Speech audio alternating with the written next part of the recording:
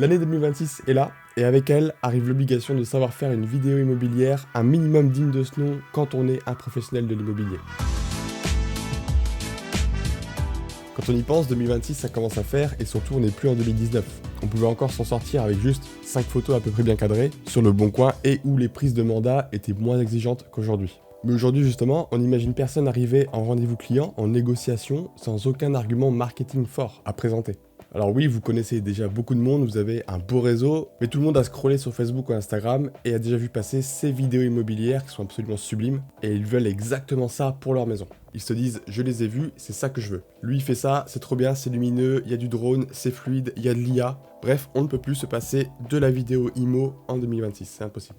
C'est en tout cas ce que je pense, et c'est ce que tous mes apprenants ont bien compris, il faut absolument être en mesure de proposer l'argument choc de la vidéo. Croyez-moi, c'est ce qui, dans les faits, fait virer la balance d'un côté ou de l'autre lors de vos négociations de prise de mandat et votre attractivité d'entreprise générale. Si vous êtes curieux de voir à quoi ressemble l'accompagnement complet, je vous invite à faire un petit tour sur le lien dans la description, mais on est là pour vous fournir un guide complet. Je veux vraiment que vous ressortiez de ce module d'apprentissage en ayant mis un premier pied à l'étrier et en ayant posé la première brique de votre capacité à faire mouche sur votre communication vidéo auprès de vos clients, potentiels acheteurs et potentiels vendeurs.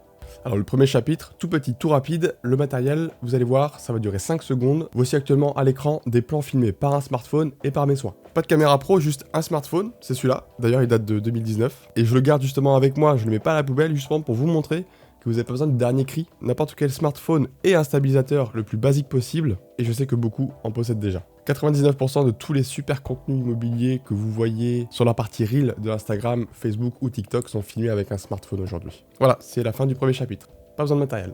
La seconde étape de votre processus d'amélioration de la qualité de vos vidéos, c'est de ne pas chercher à copier justement ces super contenus que vous voyez sur les réseaux. En tout cas, pas dans un premier temps, parce que vous n'allez pas y arriver. Vous devez copier le contenu qui est à l'étape juste au-dessus de celle où vous vous trouvez actuellement. Si vous êtes un complet débutant, il va falloir que vous visiez simplement à faire des tout petits mouvements avec votre stabilisateur. Donc en restant les deux pieds ancrés au sol, vous allez bouger le haut de votre corps de droite à gauche ou de gauche à droite. Attention, surtout pas de 360 degrés. C'est vraiment rectiligne, droite-gauche, gauche-droite, ou alors vous faites un léger travelling avant sur vous-même, toujours en avançant très légèrement. Avec un sujet bien défini, un canapé, une cheminée, une cuisine, peu importe. Il faut qu'il y ait un sujet et un mouvement. À partir de là, vous aurez déjà une première expérience avec la prise de vidéo. Les connexions neuronales vont commencer à se faire. Le but, c'est d'être le plus doux possible sur les mouvements que vous proposez, et que le stabilisateur puisse bouger sans que l'on sente ses moteurs s'activer, avec une belle ligne continue.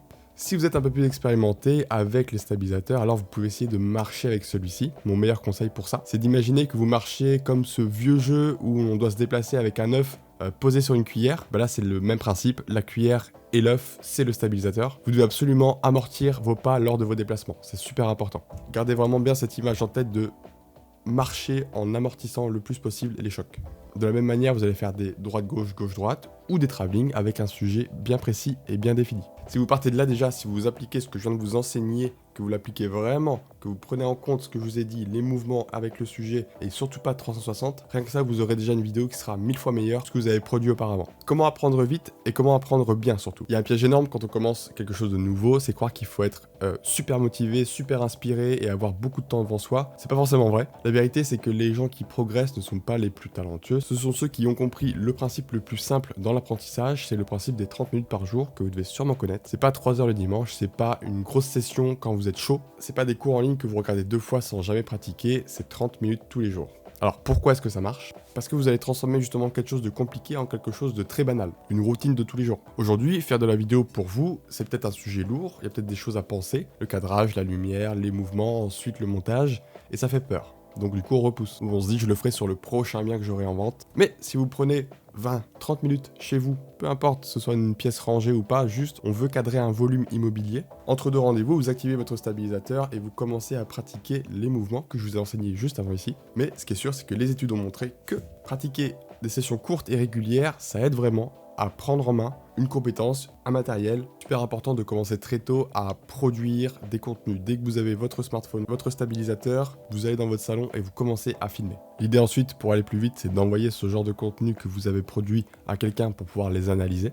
Mais déjà, faites ça et vous verrez qu'en une semaine déjà de pratique tous les jours, vous aurez plein de petites erreurs, plein de petites mauvaises habitudes qui vont tout de suite partir. Un quatrième chapitre, que j'aimerais énoncer avec vous, c'est comment utiliser l'intelligence artificielle et pourquoi utiliser l'intelligence artificielle en immobilier.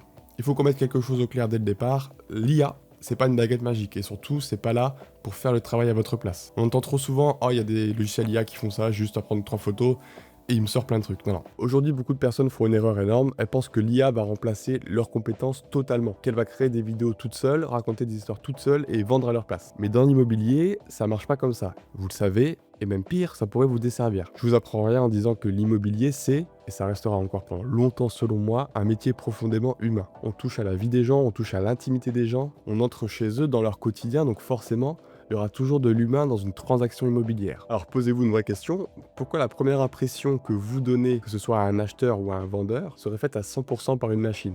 Et non pas vous, votre style, votre voix, votre apparence. Ça n'a aucun sens. Et au-delà même de l'aspect écologique de la chose, qui est loin d'être anodin, il y a surtout une question de positionnement. C'est même pour ça que je vous parle de petites touches d'IA, pas plus. Parce qu'au final, la démocratisation de cette technologie, elle a fait quelque chose d'assez intéressant. Elle a remis encore plus de valeur sur l'humain. Aujourd'hui, tout le monde peut générer du contenu avec l'IA, mais très peu de gens savent créer quelque chose de sincère, de cohérent et d'incarné. Beaucoup de contenu ressemble à celui du voisin dans beaucoup d'agences immobilières, et c'est encore dommage. Et c'est exactement là que vous pouvez faire la différence. On commence déjà à voir, et je pense que vous en avez vu quelques-uns, des dérives avec des photos qui sont trop retouchées par l'IA, qui correspondent même plus à la réalité, on dirait des cartoons.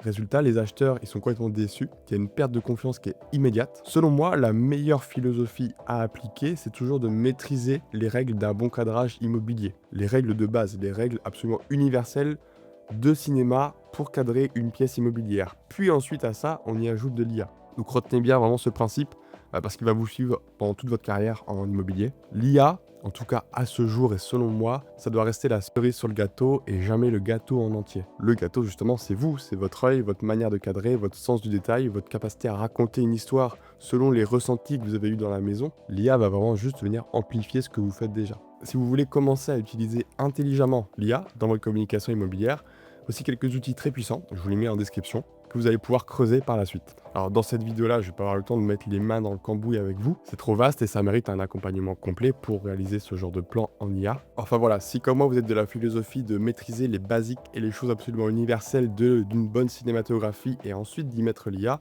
alors réécoutez le chapitre 2, mettez-le bien en pratique, vous aurez déjà de très bons résultats juste en suivant les premières règles que j'ai énoncées. Et si vous avez envie de passer un cap sur vos vidéos immobilières, je vous invite vraiment à aller voir le petit lien dans la description. Vous aurez beaucoup plus d'infos et vous aurez aussi la possibilité de demander un appel totalement gratuit, totalement sans engagement, juste pour faire le point et voir comment on peut intégrer ensemble la vidéo au smartphone dans votre activité. On vient aussi d'ajouter justement toute une partie sur l'intelligence artificielle, parce que le train avance très vite et clairement, ce serait dommage de le louper. Donc si vous sentez que vous êtes au bon moment pour vous dans votre entreprise, alors allez y jeter un œil. C'est complètement adapté aux débutants, que ce soit au niveau des compétences, du tarif, mais surtout, on emmène tout le monde au niveau vidéaste immobilier au smartphone. Ça, c'est absolument garanti. On en discute tranquillement et bon tournage!